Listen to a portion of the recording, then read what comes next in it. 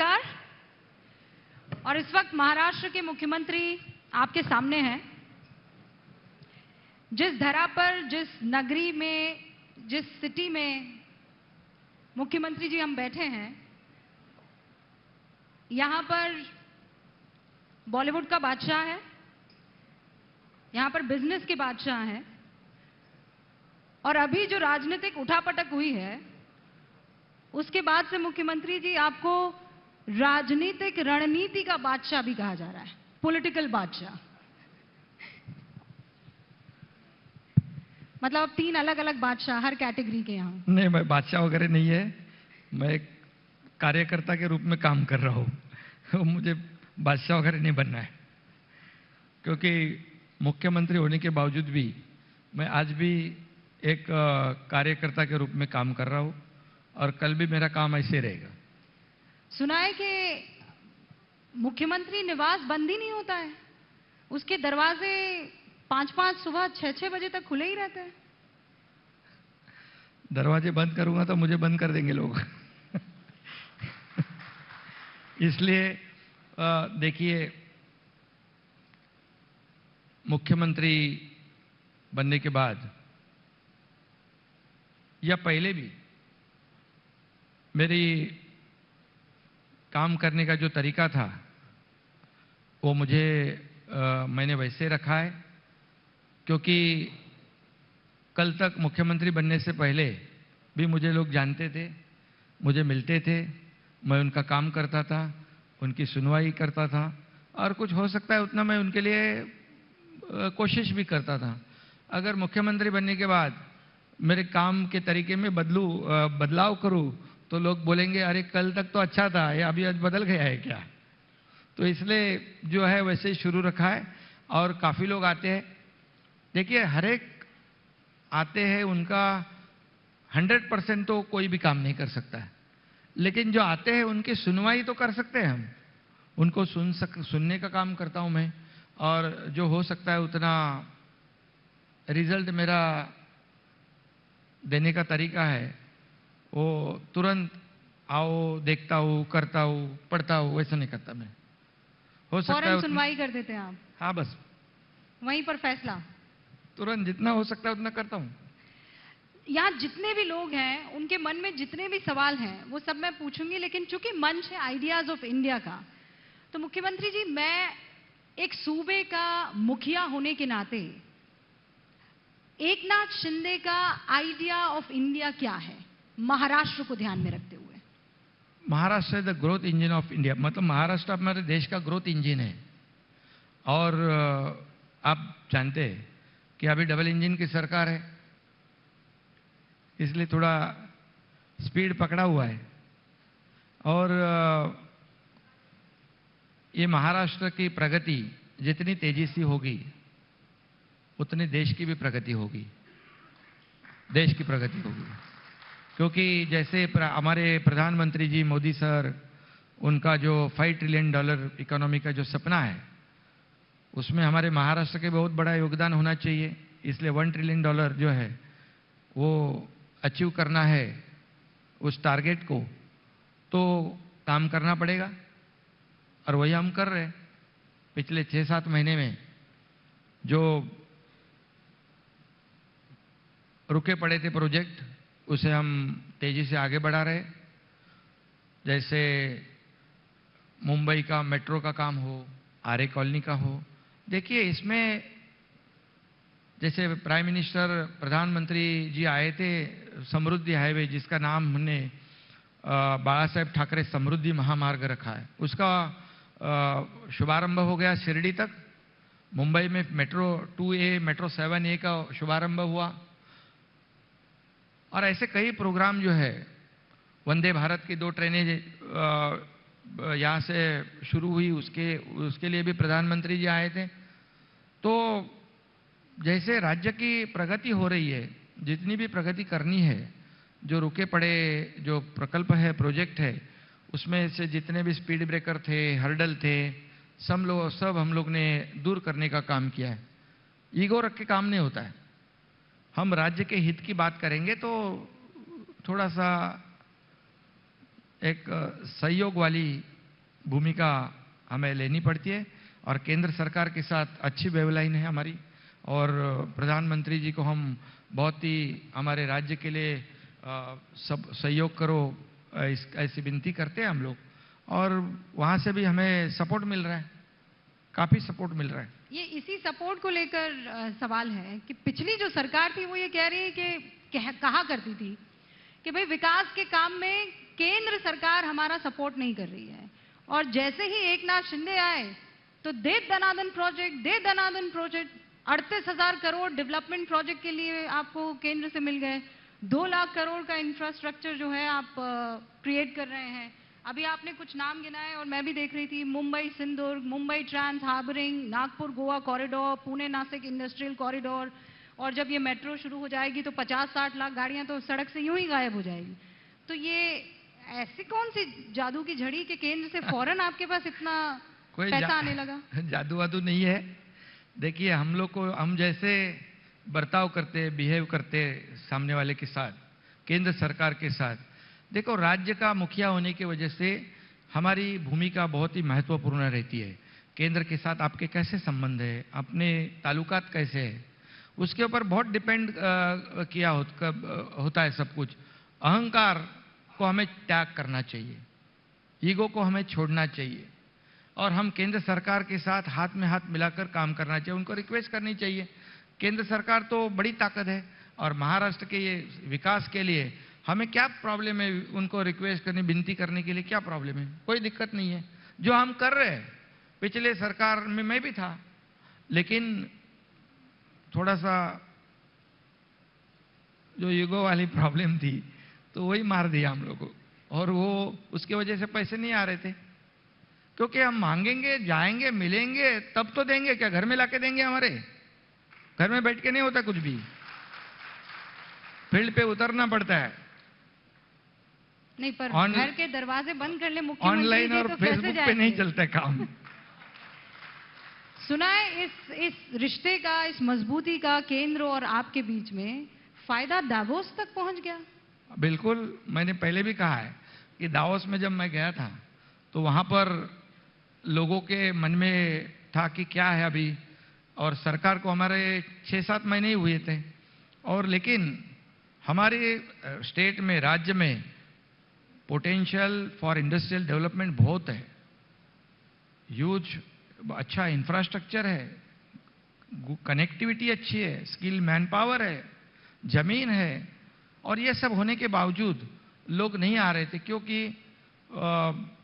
मैं अभी किसी के ऊपर टीका टिप्पणी नहीं करना चाहता हूं, लेकिन वहां जाने के बाद भी वो कई लोगों ने मुझे पूछा, कई देशों के प्रधानमंत्री मुझे मिले, प्रमुख मिले, मंत्री जी मिले, उन्होंने कहा कैसे केंद्र सरकार, मोदी जी आपका कैसा राज्य के साथ ताल्लुकात है? मैं बोला बहुत अच्छा है और हम लोग हमको सपोर्ट कर रहे हैं, डेवलपमेंट के लिए कर रहे हैं, सब कुछ बातों के लिए कर रहे हैं। तो बोले नहीं, फिर उन्होंने 1,37,000 करोड़ के एमओयू साइन हो गए वहां पर और अभी उसकी शुरुआत भी हो गई, एग्जीक्यूशन की शुरुआत हुई। सिर्फ आंकड़े बढ़ाने के लिए, आंकड़े गिनाने के लिए मैं नहीं बोल रहा हूं। वहां उनका जो बहुत ही सीरियस थे वो, क्योंकि उनको हमने कहा कि यह हमारी सरकार जो है आपको सहूलियत देगी, वहां पर जो बेनिफिट है वो देगी, सिंगल विंडो क्लियरेंस देगी, आपके इंडस्ट्री को रेड कारपेट देगी, कैपिटल सब्सिडी देगी, जीएसटी में आपको फायदा देगी, क्या चाहिए आपको, आ जाओ। तो देखो, अगर एक मुख्यमंत्री अगर किसी इंडस्ट्री को बोलता है कि आप आ जाओ हम सपोर्ट करेंगे, तो उनको भरोसा हो जाता है। और मुझे एक फक्र है और मुझे बहुत ही खुशी भी है, क्योंकि ये 6-7 महीने गवर्नमेंट के हुए हमारे, लेकिन इसके बावजूद कई देश के लोगों ने हमारे ऊपर भरोसा रखा है और साथ में आदरणीय प्रधानमंत्री जी का भी सपोर्ट है हमें। तो निश्चित रूप से आगे देखेंगे आप लोग कि बड़े पैमाने पे यहाँ पर इंडस्ट्री आएगी, यहाँ पर पोटेंशियल है, एम्प्लॉयमेंट जनरेट होगा, लाखों लोगों को काम मिलेगा, और क्या चाहिए। पर महाराष्ट्र और मुंबई के लिए एक मुख्यमंत्री होने के नाते आपकी प्राथमिकता क्या है? आप यहाँ बैठे मुंबईकरों को और महाराष्ट्र की जनता को यहाँ से क्या भरोसा देंगे? देखिए, कोई भी राज्य हो, देश हो, उसकी प्रगति कब होती है? क्योंकि जो बेसिक एमिनिटीज है, इंफ्रास्ट्रक्चर है, एजुकेशन है, हेल्थ है, एनवायरनमेंट है, और ये सब जब इंफ्रास्ट्रक्चर मतलब क्या, जो अभी हम लोग समृद्धि हाईवे जो नागपुर से मुंबई 12 घंटे, 15 घंटे, 18 घंटे लगते थे, आज शिरडी तक 4 घंटे में लोग आते हैं। शिरडी तक अगले साल में मुंबई तक पहुंच जाएगा वो। मतलब जहां 12-16 घंटे की जगह पे अगर आप 6-7 घंटे में अगर पहुंचते हैं, अब एक किसान वहां से उसका जो भी उगाया हुआ जो अनाज है या जो भी है, वो आज सुबह गाड़ी निकलेगी तो 3 दिन के बाद मुंबई पहुंचता था, अभी वो सुबह निकलेगा तो शाम को पहुंच जाएगा। और सिर्फ वो समृद्धि हाईवे सिर्फ हाईवे नहीं है, वहां पर हम लोग वो ग्रीन कॉरिडोर है, 30 लाख पेड़ वहां लगा रहे, ट्री प्लांट कर रहे हैं वहां पर हम, 250 से 400 मेगावाट सोलर एनर्जी जनरेट कर रहे। वहां टाउनशिप होगी, वहां लॉजिस्टिक पार्क हो गए, वहां इंडस्ट्री आएगी, पूरी तरह वहां डेवलप हो जाएगा। सिर्फ हाईवे नहीं है, और 20 जगह पे हम लोग नोड डेवलप कर रहे हैं। तो ये क्या चाहिए? ये तो इंफ्रास्ट्रक्चर है। एमटीएचएल का जो हाईवे देखा अभी, यहाँ शिवड़ी से लेके रायगढ़ तक जाता है, ये सीलिंग सिंगल लॉन्गेस्ट देश का सबसे बड़ा 22 किलोमीटर का है, ये सी ब्रिज है। वहां से अगर हम अभी निकले तो रायगढ़ पहुंचने के लिए 2 घंटे लगते हैं। आपको मैं बताऊंगा कि उसको हम लोग वर्ली को कनेक्ट कर रहे, कौशल को कनेक्ट कर रहे। ये नरीमन पॉइंट से निकला हुआ हमारा जो भी नागरिक है, वो जहां 1.5-2 घंटे लगते हैं, सिर्फ 20 मिनट में पहुंच जाएगा। यही तो जादू है, 20 मिनट में, और 1 साल भर में खत्म हो जाएगा प्रोजेक्ट।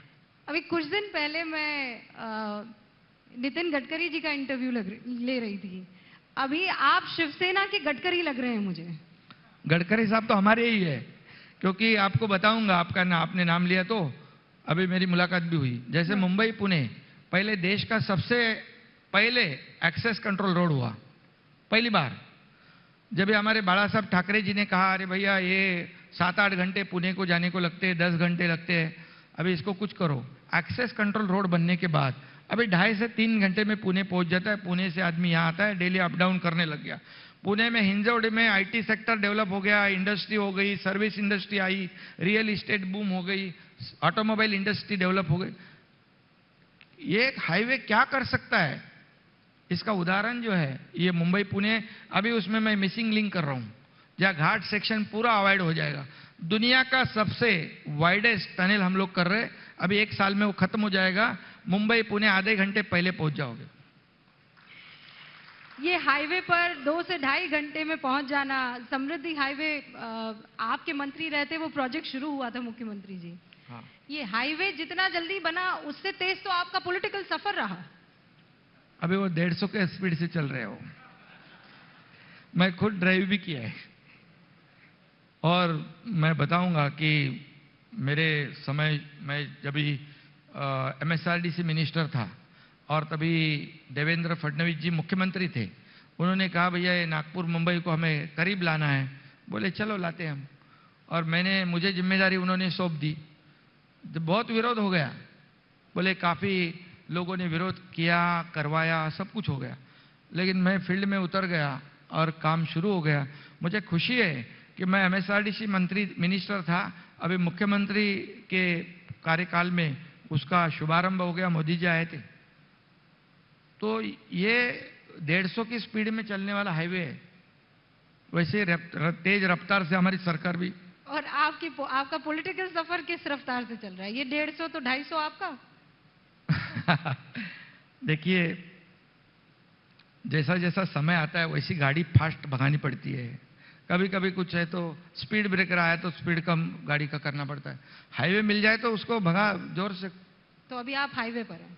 हाईवे पे अभी हम लोग 5000 किलोमीटर के हाईवे बना रहे राज्य में, एक्सेस कंट्रोल हाईवे, जो Vasai Virar multi modal corridor है, Mumbai Goa access control greenfield road है, नागपुर से गोवा ग्रीनफील्ड रोड कर रहे, पुणे रिंग रोड ग्रीनफील्ड कर रहे।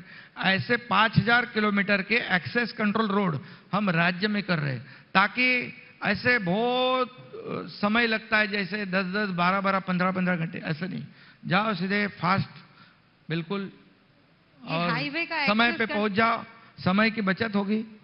नहीं मुख्यमंत्री जी, हाईवे का एक्सेस कंट्रोल तो समझ में आता है, आपने तो पार्टी का भी एक्सेस कंट्रोल ले लिया है। देखिए क्या है, ऐसा कोई कंट्रोल वगैरह लेता नहीं मैं काम करते रहता हूं।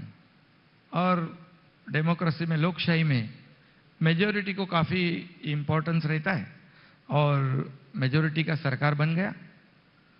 चुनाव आयोग ने फैसला दिया, उसका मैं स्वागत किया है। देखिए कैसा है, इसमें ये सब चुनाव आयोग हो, न्याय व्यवस्था हो, ये उनका एक अलग अस्तित्व है, उनके अधिकार है। जब हमारे पक्ष में अगर फैसला होता है तो वो न्याय व्यवस्था अच्छी है, वो चुनाव आयोग अच्छा है। हमारे खिलाफ अगर फैसला होता है तो बुरे है, ऐसा नहीं कहा जा सकता। वैसे हम लोग नहीं कहते, जो भी है वो जो फैसला देते हैं वो हम स्वीकृत करते। लेकिन अभी तो क्या क्या हो रहा है मैं उसमें नहीं जाना चाहता हूं। मैं आज, आप जिस कुर्सी पर बैठे हैं और जिस मंच पर बैठे हैं, और आप ये जानते हैं कि सिर्फ मुंबई वासी ही नहीं, देश की एक एक जनता जो है, वो जो कुछ इस वक्त मुंबई में हुआ है और पार्टी को लेकर हुआ है, उसके बारे में बहुत डिटेल में जानना चाहते हैं। और इसीलिए मैं आपसे जो सवाल पूछ रही हूँ, और मैं उम्मीद करती हूँ कि आप बहुत ईमानदारी से उन सवालों के जवाब देंगे और आप कतराते भी नहीं हैं। मैंने आपके बहुत से इंटरव्यू देखे हैं और हिंदी में भी बहुत शानदार आप वार्तालाप कर रहे हैं।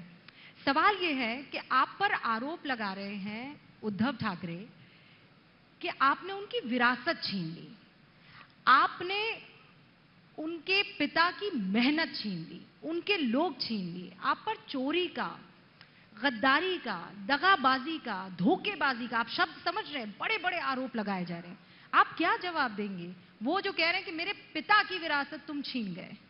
देखिए, ये शिवसेना पार्टी जो है वो बाला साहेब ठाकरे जी ने बनाई और उसमें मेरे जैसे कई हजारों लाखों कार्यकर्ता जो है, मेरे से काफी सीनियर लोग भी मेरे साथ हैं। अभी गजानन कीर्तिकर, रामदास कदम, बड़े बड़े लोग हैं जो सीनियर है, सबका नाम मैं नहीं ले पाऊंगा। आज 13 एमपीज, 13 सांसद, आज शिवसेना पार्टी के 40 प्लस 10 एमएलए, 50 एमएलए, लाखों लोग, लाखों कार्यकर्ता लोग, हजारों पार्षद, कारपोरेटर, कितने लोग हैं, क्यों आए मेरे साथ, ये सोचने वाली बात है। देखिए, आरोप लगाना तो सीधी बात है, छोटी बात है। कोई गद्दार है, चोर है, ये है, बोलने को तो ठीक है, लेकिन हम लोगों ने उनकी प्रॉपर्टी के ऊपर दावा नहीं किया है, उनके संपत्ति पे दावा नहीं किया है। जो बाला साहब के विचार थे, वो विचार को उन्होंने पूरी तरह त्याग दिया। जो हमारे बाला साहब हमारे दैवत थे, हम उन्हें बहुत ही पूज्य मानते थे, हम लोग उनके साथ काम किया हुआ है।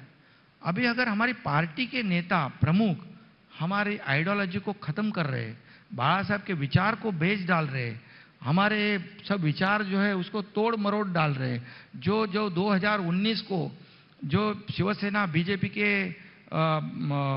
लोगों ने वोट दिया, यहां पर एक तरफ बाला साहब का फोटो लगाया, दूसरी तरफ मोदी जी का फोटो लगाया, हम वोट मांगे लोगों के पास, लोगों ने भी भर भर के वोट दिए, शिवसेना बीजेपी को मैंडेट दिया और ताकि पूरी मेजोरिटी दे दी दोनों पार्टी को, शिवसेना बीजेपी को। तो सरकार किसके साथ बनना चाहिए था?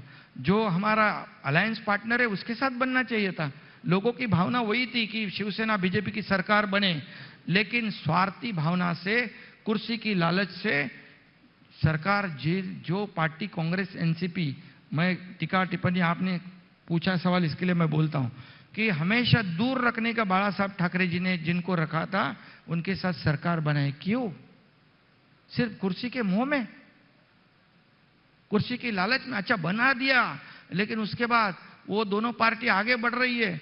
मुख्यमंत्री जिस पार्टी का है उसका, उस पार्टी का हर चुनाव में 5वें नंबर पे हम जा रहे हैं। जो हमारे साथ आए, जो पार्टी खत्म होने जा रही थी, उनको संजीवनी दे दी और वो 1 नंबर पे जा रही है। तो कैसे हम लोग बर्दाश्त करेंगे? मैंने बार बार 5 बार कोशिश की, मुझे मुख्यमंत्री बनना नहीं था, मैं बोला आप ही बनो, लेकिन जो हम 2019 को आपने गलती की हुई है, अभी मैं ऐसा कह सकता हूं, वो जो गद्दार कहते हैं, तो 2019 को उन्होंने गद्दारी की है, उन्होंने पार्टी के साथ, लोगों के साथ विश्वासघात किया है।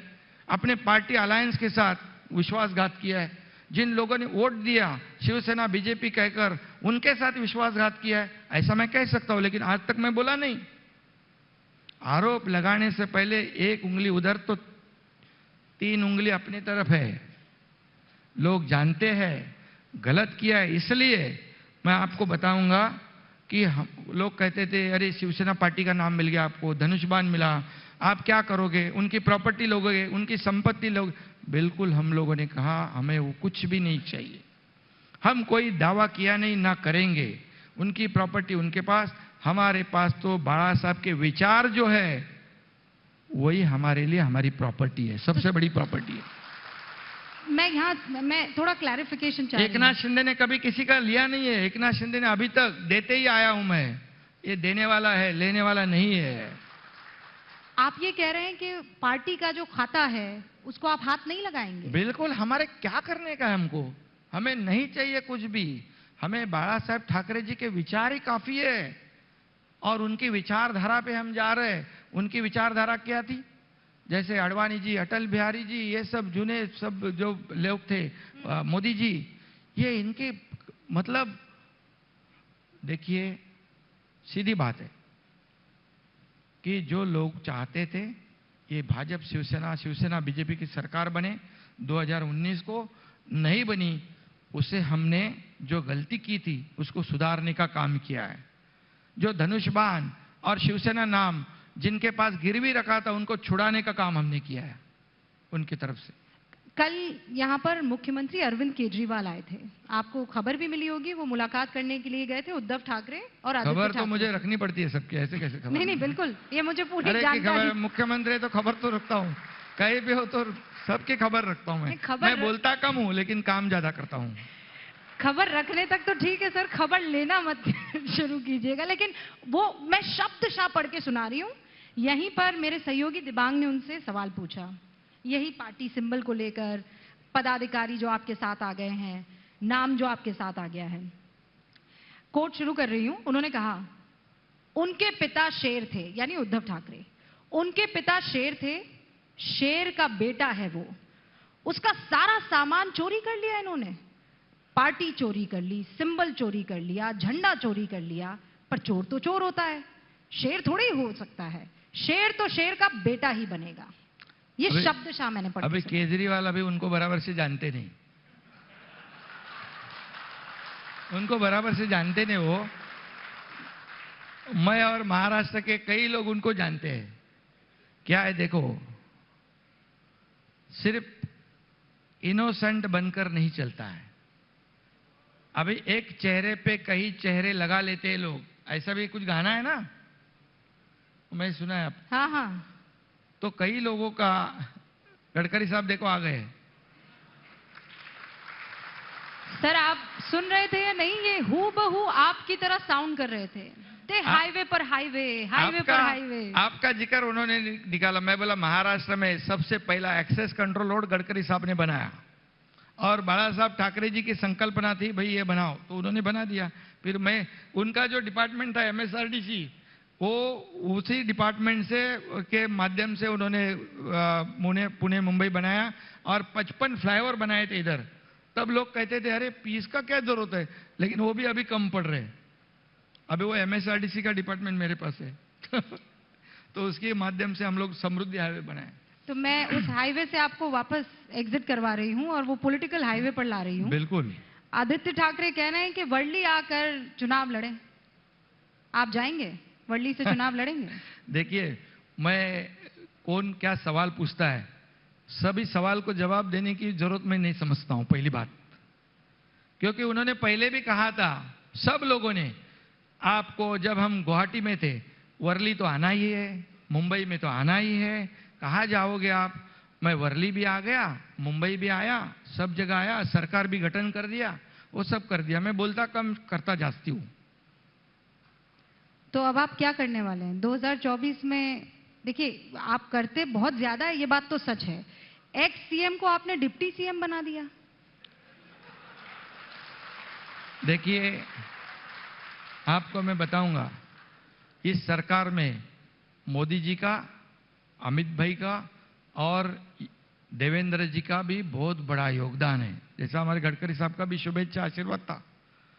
लेकिन पार्टी का आदेश, उसका पालन करना, ये अनुशासन जो है, ये देवेंद्र जी ने जो दिखाया है, एक बहुत बड़ी मिसाल है, ये बहुत बड़ा एग्जाम्पल है। मैं मुख्यमंत्री बन गया, मुख्यमंत्री मुझे बनने का मौका मिला, लेकिन मुख्यमंत्री होने के बावजूद जब पार्टी कहती है आप डिप्टी सीएम बनो, तो ये आदेश का पालन करना, इसके लिए बहुत बड़ा दिल लगता है। नहीं तो और बहुत बड़ा दिल उन्होंने बताया, दिखाया। हाँ। और आज हम लोग, वो जब मुख्यमंत्री थे तब तो सब विपक्ष को भारी पड़ रहे थे, अभी तो दो जन है हम लोग, डबल इंजन है। डबल इंजन है। तो ये हुआ कैसे? ये जो आपने सब किया, सरकार बना दी, जेम्स बॉन्ड बन के आप रात को मुलाकात करने जाते थे हुड वुड डाल के ये सब बात, ये आपने ये सब बताने वाली बात नहीं रहती है। तो 2024 में भी आप ही सीएम होने वाले हैं? देखिए, ये सब जनता के हाथ में होता है, सब जनता तय करती है किसको बिठाना, किसको उतारना। हम लोग काम करेंगे, जी जान से काम करेंगे। आज इतने बड़े प्रोजेक्ट हम लोग कर रहे हैं, हम हेल्थ में काम कर रहे हैं, हम एजुकेशन में काम कर रहे हैं, हम एनवायरनमेंट में काम कर रहे हैं, हम इंफ्रास्ट्रक्चर में काम कर रहे हैं, हम एग्रीकल्चर में काम कर रहे हैं, सब सेक्टर में हम लोग काम कर रहे हैं।